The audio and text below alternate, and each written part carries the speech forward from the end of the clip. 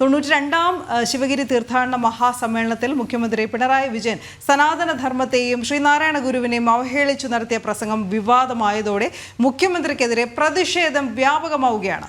മുഖ്യമന്ത്രിക്ക് വേദിയിൽ തന്നെ SNDP യോഗം ജനറൽ സെക്രട്ടറി വെള്ളാപ്പള്ളി നടേശൻ മറുപടി നൽകിയിരുന്നതാണ്. വെള്ളാപ്പള്ളി നടേശൻ ഇന്ന് വീണ്ടും മാധ്യമങ്ങളെ കാണുന്നുമുണ്ട്. മുഖ്യമന്ത്രിയുടെ ഗുരുനിന്ന പരാമർശത്തിൽ SNDPയുടെ നിലപാട് അദ്ദേഹം ഇന്ന് വ്യക്തമാക്കുമെന്നാണ് പ്രതീക്ഷിക്കുന്നതും. തിരുവനന്തപുരത്ത് നിന്ന് പ്രശാന്ത് ശങ്കരമംഗലത്ത്, ആലപ്പുഴയിൽ നിന്ന് നിഷ ദിലീപ് എന്നിവർ ചേരുന്നു. ആദ്യം പ്രശാന്തിലേക്ക്. പ്രശാന്ത്, മുഖ്യമന്ത്രി നടത്തിയ ഈ പ്രസംഗം അത് ആദ്യം തന്നെ തുടക്കത്തിൽ തന്നെ നമ്മൾ കേട്ടപ്പോൾ തന്നെ വ്യക്തമാവുകയാണ്. കാരണം വിവാദമാകുമെന്നതിൽ തർക്കമുണ്ടായിരുന്നില്ല. എങ്ങനെയാണ് അദ്ദേഹം ഗുരുനിന്ദ നടത്തിയത് എന്ന് നമ്മൾ കണ്ടതാണ്. വേദിയിൽ വെച്ച് തന്നെ വെള്ളാപ്പള്ളി അടക്കമുള്ളവർ മറുപടി പറഞ്ഞുവെങ്കിലും ഇത് ഇനി വരും ദിവസങ്ങളിൽ കൂടുതൽ രാഷ്ട്രീയ ചർച്ചകൾക്ക് കൂടി വഴിയൊരുക്കുമെന്നതിലും തർക്കമില്ല. ശിവഗിരി മഹാസമ്മേളനത്തിന്റെ വേദിയെ രാഷ്ട്രീയ വിഷയമാക്കി എടുത്തുകൊണ്ടാണ് അല്ലെങ്കിൽ രാഷ്ട്രീയം പറയുന്നതിന് വേണ്ടിയും അതുപോലെ തന്നെ ഹിന്ദു ഹൈന്ദവ ആചാരങ്ങളെയും അനുഷ്ഠാനങ്ങളെയും അവഹേളിക്കുന്നതിനുള്ള ഇടമാക്കി മാറ്റിയതാണ് പിണറായി വിജയൻ നടത്തിയ പ്രസംഗത്തിലൂടെ പുറത്തു വന്നത്. വലിയ വിവാദങ്ങൾ ഇതിന് പിന്നാലെ ഉണ്ടാവുകയും ചെയ്തു. ഹൈന്ദവ സംഘടനാ നേതാക്കളെല്ലാം പ്രതികരണവുമായി രംഗത്ത് വരുന്ന സാഹചര്യമൊക്കെ ഉണ്ടായിരുന്നു. ഇത്തരത്തിൽ നമുക്കറിയാം, നേരത്തെയും ഈ CPM ഭരണം വന്നതിന് ശേഷം, അതായത് പിണറായി വിജയൻ അധികാരത്തിലേറിയതിനു ശേഷം നിരന്തരം ഇത്തരത്തിൽ ഹിന്ദു ആചാരങ്ങളെയും അനുഷ്ഠാനങ്ങളെയും വിശ്വാസങ്ങളെയും എല്ലാം ആ വിശ്വാസങ്ങൾക്കുമേൽ ഇത്തരത്തിലുള്ള പ്രതികരണങ്ങൾ നടത്തുന്ന സാഹചര്യമുണ്ടായിരുന്നു, അധിക്ഷേപിക്കുന്ന സാഹചര്യമുണ്ടായിരുന്നു. നമുക്ക് അധിക്ഷേപം എന്ന് തന്നെ വേണമെങ്കിൽ പറയാൻ സാധിക്കും. കാരണം ആ രീതിയിലാണ് ഇത്തരത്തിൽ ഇവരുടെ ഭാഗത്തു നിന്നെല്ലാം ഉണ്ടാകുന്ന പ്രതികരണങ്ങൾ ഉണ്ടായിട്ടുള്ളത്. നമുക്കറിയാം, നിയമസഭാ സ്പീക്കർ തന്നെ ഗണപതിയെ അവഹേളിച്ചുകൊണ്ട് സംസാരിക്കുന്ന ഒരു സാഹചര്യം എല്ലാം ഉണ്ടായിട്ടുണ്ട്. ഇതെല്ലാം ഈ ഒരു കാലയളവിലാണ് ഉണ്ടാകുന്നതെന്നാണ് ഏറ്റവും എടുത്തു പറയേണ്ടത്. അതിൽ ആ ഒരു വശം കൂടി ചിന്തിച്ചുകൊണ്ട് തന്നെ വേണം പറയാൻ, ഇതൊരു ഒറ്റപ്പെട്ട സംഭവമായിട്ട് നമുക്ക് തള്ളിക്കളയാനാകില്ല. മുഖ്യമന്ത്രിയുടെ ഇവിടുത്തെ ഈ ശിവഗിരിയിലെ പ്രസംഗം എന്ന് പറയുന്നത് നേരത്തെയുള്ള മുൻകാല പ്രസംഗങ്ങളുടെ ഒരു തുടർച്ചയാണ്, അല്ലെങ്കിൽ മുൻകാല ഹൈന്ദവ വിരുദ്ധ പരാമർശങ്ങളുടെ ഒരു തുടർച്ചയാണ് വീണ്ടും ശിവഗിരിയിൽ കണ്ടതെന്ന് വേണം നമുക്ക് പറയേണ്ടിയിരിക്കുന്നത്. ഈ സനാതനധർമ്മത്തെ അവഹേളിച്ചുകൊണ്ടാണ് സംസാരിച്ചത്. അതിൽ സനാതനധർമ്മത്തെ അവഹേളിച്ച് സംസാരിക്കാൻ എടുത്ത ആയുധം എന്ന് പറയുന്നത് അത് ഗുരുദേവനാണ് എന്നതാണ് ഏറ്റവും എടുത്തു പറയേണ്ടത്. അതായത് ഗുരുദേവനെ ചൂണ്ടിക്കാണിച്ചുകൊണ്ട് അല്ലെങ്കിൽ ഗുരുദേവനെ മുൻപ് നിർത്തിക്കൊണ്ട് അദ്ദേഹം ഹൈന്ദവ സമൂഹത്തെ മൊത്തത്തിൽ അല്ലെങ്കിൽ ഈ ആരാധനാ സമ്പ്രദായത്തെ മൊത്തത്തിൽ ആക്ഷേപിക്കുന്ന ഒരു നിലപാടിലേക്ക് പിണറായി വിജയൻ ചെന്നെത്തുകയും ചെയ്തു. ഇതിൽ എടുത്തു പറയേണ്ടത്, നമുക്ക് അറിയാം, ഗുരുദേവന്റെ കൃതികളായാലും ശരി, ഗുരുദേവന്റെ പ്രവൃത്തികൾ, അതിൽ ഗുരുദേവൻ ഏതൊക്കെ മേഖലകളിലൂടെയാണോ ഈ നവോത്ഥാനം നടത്തിയത്, ആ നവോത്ഥാനമെല്ലാം ഹിന്ദു സമൂഹത്തിനുള്ളിൽ നിന്നുകൊണ്ടായിരുന്നു, അല്ലെങ്കിൽ ഹൈന്ദവ സമൂഹത്തിന്റെ ആചാര അനുഷ്ഠാന പദ്ധതികൾക്കുള്ളിൽ നിന്നുകൊണ്ടാണ് നവോത്ഥാനം നടത്തിയത്. അതായത് നവോത്ഥാനത്തിൽ അന്നത്തെ കാലത്ത് ആ നവോത്ഥാനത്തെ പൗരോഹിത്യ വൃന്ദം അംഗീകരിക്കുക കൂടി ചെയ്തിരുന്നു. കാരണം ഏതൊക്കെ രീതിയിലൂടെയാണോ അദ്ദേഹം നവോത്ഥാനം നടത്തുന്നത് അതെല്ലാം ആ നവോത്ഥാനം ഈ ചട്ടക്കൂടുകൾക്കുള്ളിൽ നിന്നുകൊണ്ട് നടത്തിയത് കൊണ്ട് തന്നെ അതിനെ പൗരോഹിത്യ വൃന്ദം അംഗീകരിക്കുകയും സ്വാഗതം ചെയ്യുകയും ഒക്കെ ചെയ്തിരുന്നു. അതിൽ തർക്കവുമില്ല. പക്ഷേ എന്നിരിക്കുകയാണ്. മാത്രമല്ല, അദ്ദേഹത്തിന്റെ കൃതികൾ തന്നെ നമുക്ക് പരിശോധിക്കാം. പല കൃതികളും വിശ്വാസധാരയെ അല്ലെങ്കിൽ ദേവിയെയും ദേവന്മാരെയും ഒക്കെ അതുമായി ചേർത്ത് വെച്ചുകൊണ്ടുള്ള പല കൃതികളും ഗുരുദേവൻ എഴുതിയിട്ടുമുണ്ട്. അങ്ങനെ നോക്കുമ്പോൾ ഗുരുദേവൻ ഹിന്ദു സന്യാസി എന്ന നിലയിൽ നിന്നുകൊണ്ട് തന്നെയാണ് തന്റെ കർമ്മമണ്ഡലത്തിൽ പ്രവർത്തിച്ചു തന്നിരിക്കുകയാണ്. അതിനെ മൊത്തത്തിൽ മറികടന്നുകൊണ്ട് അല്ലെങ്കിൽ ഈ സത്യത്തെ മറികടന്നുകൊണ്ട് പിണറായി വിജയൻ ആ വേദിയെ സനാതനധർമ്മത്തെ അവഹേളിക്കുന്നത് അതിന് വേണ്ടി എടുത്തത് എന്ന് പറയുന്നത്, അതായത് ഹിന്ദുധർമ്മം അല്ലെങ്കിൽ ഗുരു സനാതന ധർമ്മത്തിന് എതിരായി നിന്ന ആളാണ് എന്ന രീതിയിൽ വക്രീകരിക്കുന്ന ഒരു സാഹചര്യം ഉണ്ടായിരുന്നു. മറ്റ് നിരവധി പരാമർശങ്ങൾ അവിടെ നടത്തുകയും ചെയ്തു.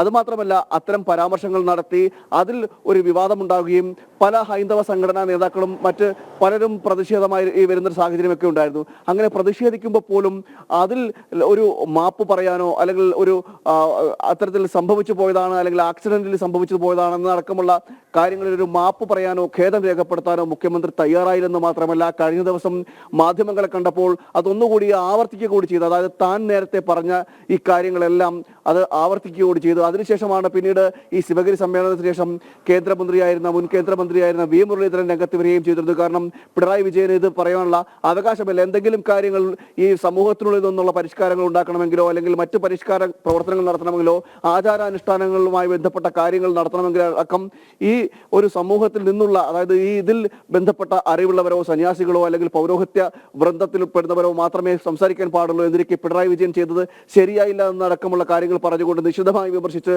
വി മുരളീധരൻ രംഗത്ത് വരുന്ന സാഹചര്യം ഉണ്ടായിരുന്നു. ഇതൊക്കെ നിലനിൽക്കുമ്പോഴാണ് വീണ്ടും ഈ പരാമർശത്തെ മുഖ്യമന്ത്രി തന്നെ ആവർത്തിക്കുന്നത്.